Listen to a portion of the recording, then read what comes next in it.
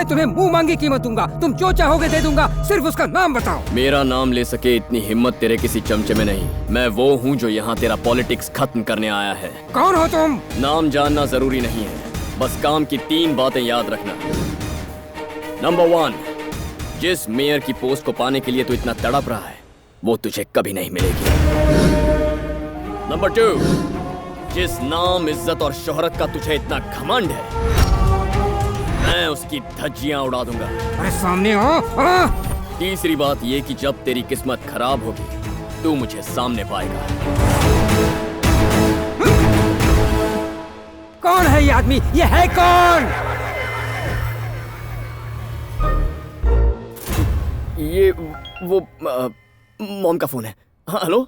हाँ मॉम। कैसे हो बेटा? अपना ख्याल रख रहे हो ना? टाइम पर खाता हूँ, टाइम पर सोता हूँ। अभी भी सो ही रहा था। अभी तक? इस वक्त अमेरिका में रात के 12 बजे हैं मॉम, इंडिया में भी 12 बजे हैं। हाँ, दिन के। इसने तो इंडिया के दिन को अमेरिका की रात बना डाला। अरे चुप कर यार। ठीक है बेटा, अब तुम सो जाओ। Good night mom. Good night. तुम तो हमारे साथ छुट्टियां बिताने के लिए आए हो ना, ये मेयर के साथ झगड़ा क्यों कर लिया? तुमने माँ से झूठ क्यों कहा कि तुम यूएस में हो? मेरे गांव के लोग मुझे बहुत चाहते थे, वो मुझे अपने परिवार का सदस्य मानते थे। नमस्ते। कैसे हैं आप? ठीक है जी।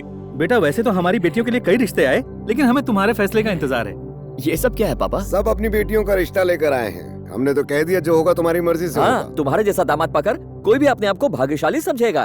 बेटा तुम हम में से किसी की भी बेटी से शादी के लिए हाँ कहो तो हम सबको बहुत खुशी होगी। अब सब तुम्हारे हाथ में है। मेरे हाथों में नहीं, मेरी माँ के हाथों में। मैंने अपनी माँ से वादा किया है कि इन्हीं की पसंद से शादी करूंगा। बताइए मॉम, इनमें से किसकी बेटी पसंद है?